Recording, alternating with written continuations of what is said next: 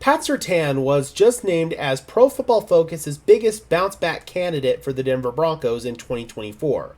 Surtain isn't somebody that you would immediately think of needing a bounce back season. But when you look at his advanced statistics as well as his face value statistics, all the numbers went down from his first 2 years in the NFL. Last season was far from Surtain's best season in the league, and I strongly believe that there are several factors that are going to contribute to him bouncing back in 2024. I believe that he was still a very good player last year, but there were a couple of games last year where it felt like he needed to be depended on and didn't deliver. I think about the Patriots game where he gave up a back shoulder fade to Devontae Parker, which helped set up the game-winning field goal by the Patriots. Just little things like that where Surtain didn't deliver in those key clutch moments. Not saying that he's still not the best corner in the game. I believe that on the whole, based on the sample size from the whole of 3 years, he is the best corner in the game right now. But last year did leave something to be desired, and I believe he's going to be able to return to all-pro form in 2024, and so does Pro Football Focus. Bringing in this article right here, it says Surtain was widely considered one of the NFL's premier defensive backs, but the former first-round pick wasn't as locked down in coverage a season ago. The 24-year-old was targeted 20 more times in 2023 than in 2022, giving up 15 more catches and 284 additional yards. Another issue was that Surtain committed 6 penalties, more than his first 2 years combined. The good news is that Surtain actually bettered his tackling for the second straight season, reducing his missed tackle rate to a microscopic 3.9%. That is very, very good.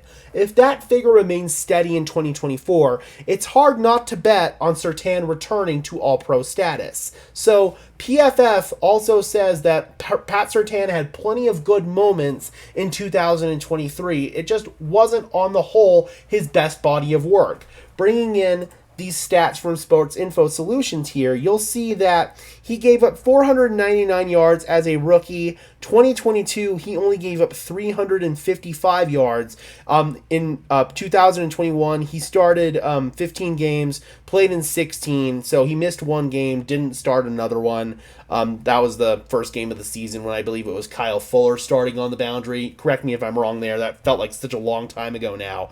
But past 2 years, started all 17 games, and in 2023, he gave up 592 yards. So that's not great. He also had the worst yards per target in 2023, 7.4 yards per target, 3 touchdowns allowed, tied with his rookie season. He did have a career best in pass breakups, which is good, 13 pass breakups, pretty much on par with his career average. He only had 1 interception last year, 1 interception dropped, and his deserved catch rate was the worst of his career at 81.4%. You obviously want that lower as a corner. So Pat Surtain has a lot of areas where he's got to get better from last year to this year. There's no denying that. But if there's anybody that I'm extraordinarily confident will be able to return to his form from his first 2 seasons, it's Pat Surtain.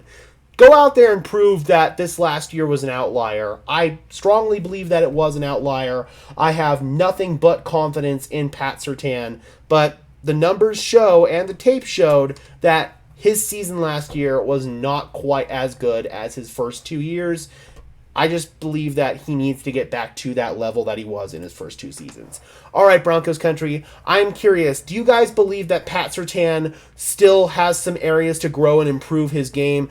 I still believe he is the best corner in the game. Guys like Sauce Gardner, they can say they're the best corner in the NFL, but you have Devontae Adams, the opponent, going out and saying that Pat Surtain is the best corner in the game. You can say it, or you can have your peers say it. That's what I feel like separates guys like Pat Surtain and Sauce Gardner. But Surtain will need to reharness that level that he was his first 2 seasons in the NFL to continue that conversation next year. Alright, Broncos country, be sure to leave a like on this video as well as subscribe and ring the bell so these videos appear in your notification feed. I would really appreciate it, guys. Those are 2 free and easy ways to show your support. We just hit 3,500 subscribers on the 31st.